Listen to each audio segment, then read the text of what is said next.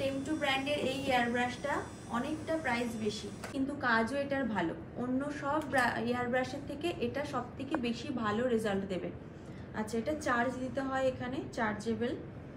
তোমরা যখন কিনবে তখন আমাকে বলবে, আমি আবার তোমাদেরকে ক্লিয়ার করে দেবো, ঠিক আছে? আচ্ছা, এখান থেকে পাওয়ার বাটনটা অন করতে হয়, অন করলাম। এবার এখানে দেখো হাই, মিডিয়াম, লো আছে। এটা হাই হয়ে গেল, এটা লো।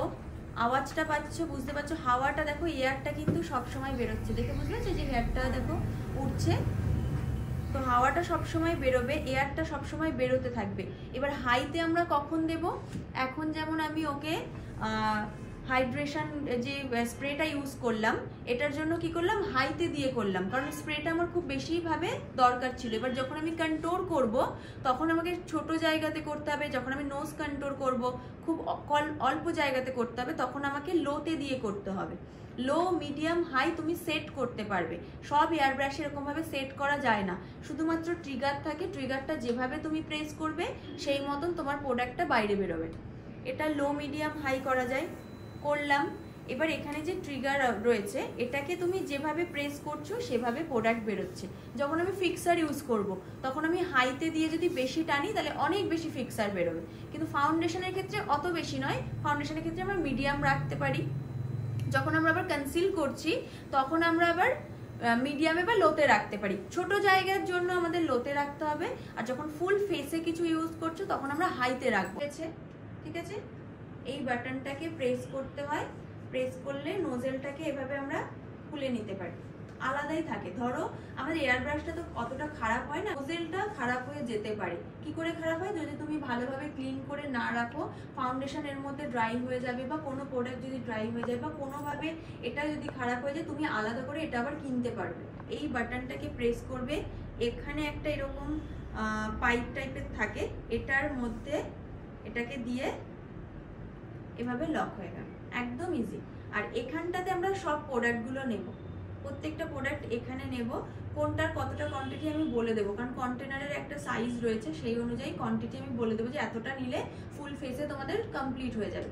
এটা হলো এয়ার ব্রাশ, টেমটুর এয়ার ব্রাশ। এবার যদি তুমি চাও কোনো নন ব্র্যান্ডেড একটু কম দামি কোনো এয়ার ব্রাশ নিতে, সেক্ষেত্রে প্রচুর রয়েছে, অনেক চায়না ব্র্যান্ডের, প্রচুর ব্র্যান্ডের পাওয়া যায়। 7,000, 8,000, 6,000 থেকে 10,000-এর মধ্যে প্রচুর ব্র্যান্ড পেয়ে যাবে, কিন্তু এটার মতন এত কাজ হবে না।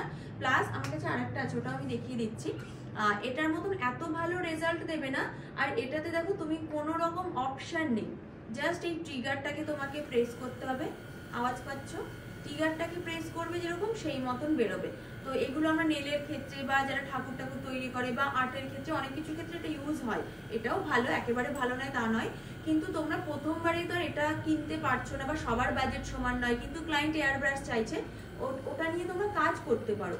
কিন্তু ওটাতে তোমার কারেন্ট চলে গেল, তখন তুমি কি করবে?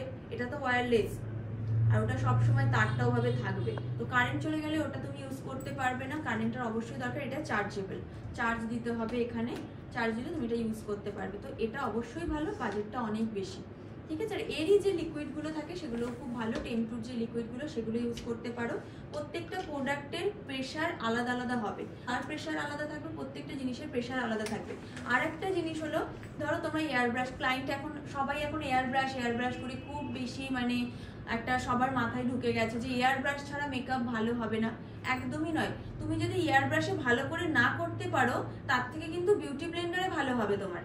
ভালো করে যদি করতে পারো তাহলে ঠিক আছে, যদি না করতে পারো তাহলে কিন্তু ভালো ফিনিশিং আসবে না। এয়ার ব্রাশে অবশ্যই ফিনিশিং ভালো আসে, কিন্তু প্রপারভাবে তোমাকে সেটা করতে হবে, অনেক টাইম দিতে হবে, এসি থাকতে হবে, তাহলেই ফিনিশিং পাবে। এবার দেখা যাচ্ছে ধরো তুমি পারছো না, ভালো করে প্র্যাকটিস নেই, সেক্ষেত্রে তোমার বিউটি ব্লেন্ডারে যে ফিনিশিং আসছে ওটাই অনেক ভালো। আমরা এয়ার ব্রাশ ছাড়া যে ফিনিশিং আনতে পারি না এটা কিন্তু নয়। কালকের মেকআপটা পুরো ব্লার ফিনিশ, একদম কিরকম ছিল, ফিল্টারের মতন মেকআপ ছিল, সেখানে তো এয়ার ব্রাশ ইউজ হয়নি।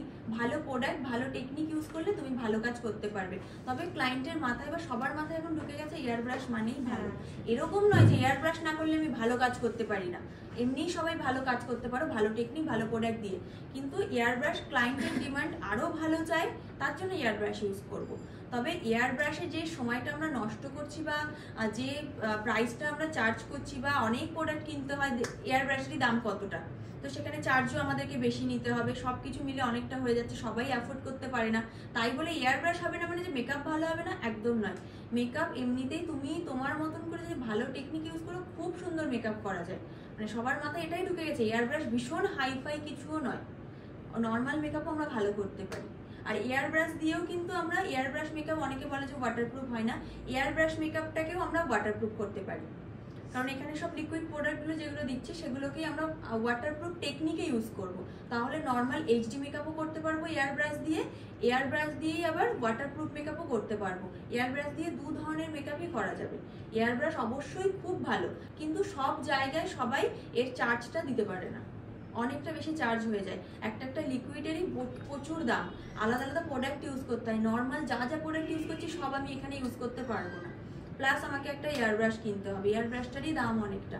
তো যদি চার্জ দিতে পারছে তাহলে অনেক ভালো। এখন ক্লায়েন্টের ভীষণ ডিমান্ড এয়ার ব্রাশের, মানে 10টা ব্রাইট থাকলে তার মধ্যে 5 জন এয়ার ব্রাশ নেবে। এয়ার ব্রাশে আমাদের সময় বেশি লাগছে, এয়ার ব্রাশে বেশি এফোর্ট দিতে হচ্ছে, সব কিছু আমাদের টাইম নিয়ে করতে হচ্ছে। এয়ার ব্রাশে 2টো ব্রাইড আমার সাজানো হয়ে যাবে, ততক্ষণে আমি এয়ার ব্রাশ করবো, একটা ব্রাইড করবো, তো সব দিক দিয়ে আমাকে চার্জ বেশি নিতে হচ্ছে। তো এয়ার ব্রাশ অবশ্যই ভালো, তোমরা করতে পারো, আর নর্মাল মেকআপেও ভালো ফিনিশিং আসবে। এখন সবাই নতুন যারা প্রো ক্লাস করতে আসছে বেশিরভাগ এয়ার ব্রাশের জন্য আসে, সবাই বলে দেয় এয়ার ব্রাশটা শেখানো হবে, তো এটা ব্যাপার সবার কাছে এয়ার ব্রাশ এখন থাকতেই হবে, এমন একটা ডিমান্ড হয়ে গেছে। হয় না এখন ওয়াটারপ্রুফ মেকআপ যেমন ট্রেন্ডিং, ওয়াটারপ্রুফ তোমাকে জল ঢেলে দেখাতেই হবে, নাহলে তুমি মেকআপ পারো না। কোন ব্রাইড যে জল ঢালে মুখে আমার জানা নেই। আমরা এতদিন ধরে বহু 7-8 বছর 9 বছর আগে যখন আমরা মেকআপ করতাম এসব ওয়াটারপ্রুফ ছিল না, তখনও কাঁদতো, কিচ্ছু হতো না মেকআপে। তো যাই হোক, যখন যেরকম ট্রেন্ড থাকবে আমাদেরকেও সেভাবেই চলতে হবে। এখন এয়ার ব্রাশের ডিমান্ড, আমাদেরকে এয়ার ব্রাশ শিখতে হবে, এয়ার ব্রাশের প্রোডাক্ট কিনতে হবে, এয়ার ব্রাশও জানতে হবে। যখন যেরকম থাকবে তখন সেরকম করতে হবে, ট্রেন্ডের সাথে চলতে হবে, না করা যাবে না। আগে এটাকে অ্যাক্টিভ করে নিতে হবে। অ্যাক্টিভ করার জন্য কি ইউজ করবে, এটাও তাড়াতাড়ি খারাপ হবে আর স্মুথ ভাবে প্রোডাক্টটা বাইরে বেরোতে পারবে না, সেই জন্য আগে এটাকে অ্যাক্টিভ করে নিতে হবে। অন করব, এটা আমাদের বিউটি ব্লেন্ডারে হবে না, বিউটি ব্লেন্ডারে এই ফিনিশিংটা পাবো না। আমরা স্প্রে থেকে যখন স্প্রে করছি ফেসে, সেটাও কোথাও মোটা কোথাও সরু পড়ছে, কিন্তু এটাতে সমানভাবে ফুল ফেসে অ্যাপ্লাই হবে। ফাউন্ডেশনকে কখনো এভাবে অ্যাপ্লাই করব না, কাছ থেকে অ্যাপ্লাই করলে এরকম হবে, এটা আমরা করব না। আমরা কি করব, দূর থেকে এটাকে আস্তে আস্তে আস্তে আস্তে ডার্ক করবো। দেখো এটা ধীরে ধীরে কালারটা ডিপ হচ্ছে, একবারে ডিপ নয়, দেখো ঘুরিয়ে ঘুরিয়ে সমানভাবে অ্যাপ্লাই করতে হবে। এক জায়গায় বেশিক্ষণ অ্যাপ্লাই করা যাবে না, যেহেতু এটা খুব লিকুইড প্রোডাক্ট। যদি টানি ট্রিগারটা তাহলে বাইরে বেরোবে। আমি এটাকে কি করব, চেপে ধরবো। এবার ট্রিগার টানছি, দেখো কি হচ্ছে, মিক্স হচ্ছে, প্রোডাক্টটা মিক্স হচ্ছে, দেখো তাহলে এভাবে মিক্স। আর আমরা করবো কিভাবে, এরকম দূর থেকে অল্প অল্প করে, দেখো আস্তে আস্তে কালারটা ডিপ হচ্ছে, দেখছো এই যে জায়গাটা করলাম, আমি আবার এই পাশে করছি, দেখো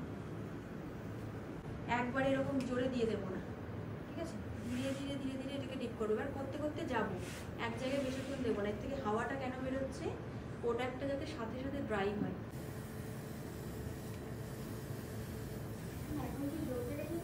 মিডিয়ামে রেখে করছি আমি, হাইতে দিলে দেখো